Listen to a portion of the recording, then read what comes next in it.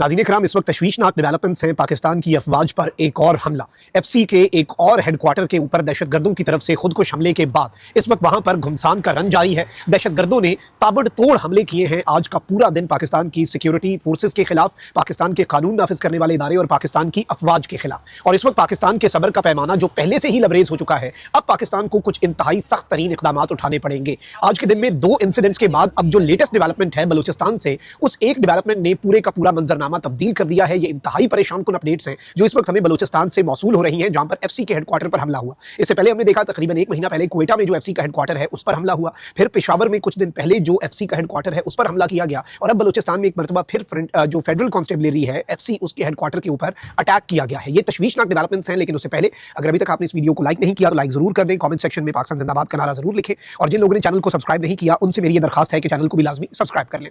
नाज़रीन इकराम, सबसे पहले तो दो बड़े इंसिडेंट्स जो कि इस बलूचिस्तान में होने वाले हमले से पहले हुए, उनकी डिटेल्स आपके सामने रख देता हूं और आपको अंदाजा भी हो जाएगा कि सिर्फ 24 घंटे के अंदर अंदर कितने बड़े लेवल पर जो हमला है पाकिस्तान की अफवाज के ऊपर, और कितने मरबूत और मुनज़्ज़म अंदाज में खारजी भी और फितनल हिंदुस्तान BLA भी, ये दोनों गिरोह जो हैं, ये बैक वक्त इनकी आइडियोलॉजिकल डिफरेंसेस भी हैं। ये आइडियोलॉजिकली नजरियाती तौर पर 180 डिग्री का डिफरेंस भी है। लेकिन इनकी डोरें जो हैं वो जाहिर बात है भारत से हिलाई जा रही हैं। और फिर तालिबानी रजीम जो है वो इनकी सहूलतकारी कर रही है, वो इनको फैसिलिटेट कर रही है। अफगानिस्तान में इनके सेफ हेवन्स हैं। और अब इन्होंने किस तरह से कार्रवाइयां की हैं, सबसे पहले मैं आपको ये बताऊं कि 3 पाकिस्तान की अफवाज के जो जवान हैं, कोलाची डेरा इस्माइल खान में उनकी गाड़ी जो है वो जा रही थी। पाकिस्तान की सिक्योरिटी फोर्सेज की एक गाड़ी जो है वो जा रही थी और पाकिस्तान के 3 सोल्जर जो हैं वो शहीद हुए और 2 जिनमें एक मेजर है वो जख्मी हुए। और ये एक IED ब्लास्ट था। IED आपको पता है कि जिस तरह से प्लेस किए जाते हैं, और ये बुज़दिल दहशतगर्द हैं, ये बुज़दिल दुश्मन हैं जिनसे हमारा पाला पड़ा। ये सामने से आकर लड़ते नहीं हैं, ये खुद कुछ हमले करते हैं, ये बारूदी सुरंगें बिछाते हैं, ये रिमोट कंट्रोल्ड IEDs जो हैं वो इस्तेमाल करते हैं, या फिर ये खुद कुछ जो हमले हैं जो गाड़ियों के अंदर या फिर किसी व्हीकल के अंदर, व्हीकल बॉर्न IED, और उसे भी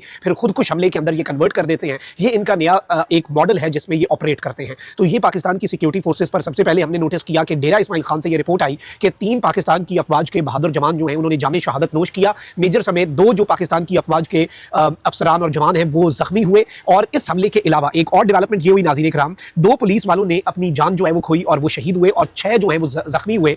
चिनरक कुरम डिस्ट्रिक्ट जो है खैबर पख्तूनख्वा की, वहां पर तकरीबन 3 दर्जन खारजियों ने पाकिस्तान की सिक्योरिटी फोर्सेज पर, पाकिस्तान के पुलिस पर्सनल जो है उनके ऊपर हमला किया। 3 दर्जन तालिबानी, 3 दर्जन TTP के खारजी जो हैं उन्होंने हमला किया। ये एक बड़ा अटैक था। और इस सब के अंदर मैं आपको ये बता दूं कि मौके पर जो पाकिस्तान की पुलिस के बहादुर जवान हैं वो लड़ते हुए शहीद हुए हैं, and they were martyred in action. इस सब के अंदर 4 अटैकर्स जो हैं उन्हें भी बासिले जहन्नुम कर दिया गया। और इस वक्त मैं आपको ये बता दूं कि पुलिस जो है, चूंकि पुलिस की तादाद मौके पे कम थी, लेकिन उन्होंने लड़े और वो लड़कर उन्होंने 4 खारजियों को मारा। उसके बाद पहाड़ों के अंदर पनाह ली। और फिर कुछ चीज़ें जो हैं वो मजीद अब यहाँ से आएंगी सामने, और कम्युनिकेशन उनके साथ जो पूरा नेटवर्क है वो लूज हुआ। लेकिन उसके बाद फिर इन दहशतगर्दों का पीछा किया जा रहा है। क्लियरेंस और सर्च ऑपरेशन जो है वो भी इस वक्त उसका इनेकाद किया जा रहा है। अब ये तो कुछ ऐसे इंसिडेंट्स हैं जो कि तशवीशनाक हैं। लेकिन अब जो हमला हुआ है वो हुआ है एफसी के हेडक्वार्टर्स के ऊपर बलूचिस्तान में। और याद रखिएगा कि चाहे बाना कैडेट कॉलेज है, इससे पहले एफसी हेडक्वार्टर क्वेटा है, या फिर अभी पिछले दिनों एफसी हेडक्वार्टर पेशावर, उसमें इनका नया तरीकाकार ये है कि ये क्या करते हैं कि ये मरकजी दरवाजा जो होता है उसके ऊपर ये हमला कर देते हैं। और मरकजी दरवाजा जो है उसके ऊपर आकर ये गाड़ी के अंदर इन्होंने धमाका खेज मवाद लगाया होता है,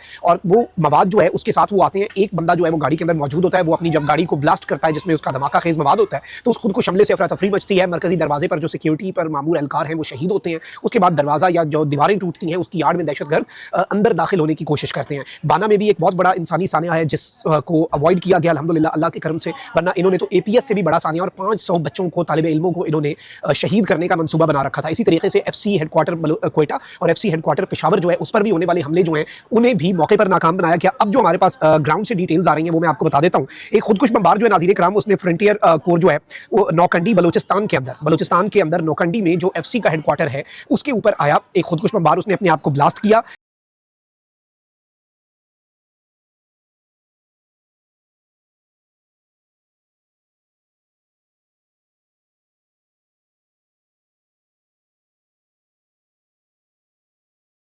और उस वक्त ये बताया गया कि इस एक्सप्लोजन के बाद जो मकामी ज़राए हैं उनसे भी हमारी बात हुई है, एक्सप्लोजन और इस धमाके के बाद ये बताया जा रहा है कि वहाँ पर फायरिंग का बड़े पैमाने पर फायरिंग की आवाज़ें सुनी गई। फिर मैं आपको ये बता दूं कि चागी के नौकंडी इलाके में गुज़श्ता 1 घंटे से, ये मकामी ज़राए बता रहे हैं कि गुज़श्ता 1 घंटे से ज़ायद शदीद धमाकों के बाद फायरिंग की आवाज़ें सुनाई दी गई।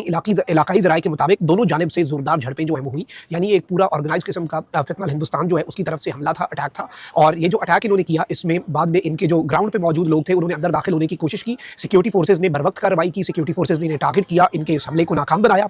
दूसरी जानिब पाकिस्तानी हुकाम ने तस्दीक किया है कि नौकंडी इलाके में एफसी हेडक्वार्टर के दाखिली दरवाजे पर सुसाइड व्हीकल बॉर्न आईईडी हमले के बाद मुसल्लह अफराद ने हमला करते हुए अंदर दाखिल होने की कोशिश की और उस धमाके की आड़ के अंदर ये जो मुसल्लह अफराद हैं, ये जो दहशतगर्द हैं, ये अंदर दाखिल हुए। मकामी ज़राए के मुताबिक क्वेटा में 2 हेलीकॉप्टर जाए वकुआ की तरफ रवाना भी हुए हैं। क्वेटा से नौकंडी की तरफ ये बताया जा रहा है कि 2 हेलीकॉप्टर्स जो हैं आर्मी के अटैक गनशिप हेलीकॉप्टर्स, जो कि एसएसजी कमांडोज के को लेकर वहां पर ट्रांसपोर्ट करें, यानी क्यूआरएफ, और एक बड़े पैमाने पर यहाँ पर जंग का और घुमसान का रन पड़ा हुआ है। सिक्योरिटी फोर्सेज के बहादुर जवान जो हैं वो इन्हें एंगेज किए हुए हैं, इन्हें यहाँ पर इनके इस हमले को पसपा करने की कोशिश कर रहे हैं। इब्तदाई इत्तलात के मुताबिक इन्हें अंदर दाखिल होने में, जो इनिशियली ये थोड़ा सा अंदर दाखिल हुए, चंद ही मीटर पर इन्हें वहां पर एंगेज किया गया। इनमें से बड़ी तादाद जो खारजियों की है, फितनल हिंदुस्तान बीएलए की है, जो कि भारत के एक प्रॉक्सी है, इनकी बड़ी तादाद जो है वो यहाँ पर बताया जा रहा है इनिशियल इन्फॉर्मेशन के मुताबिक कि वो वासिले जहन्नुम हो चुकी है, उन्हें मारा जा चुका है। अलबत्ता अभी भी ऑपरेशन जो है वो एक तशवीशनाक रुख इख्तियार कर चुका है। ये परेशान कुन डेवलपमेंट है। रात गए ये घुमसान का रन अभी जारी है, शदीद लड़ाई वहां पर हो रही है। मकामी ज़राए जो है वो तशवीशनाक अपडेट्स दे रहे हैं।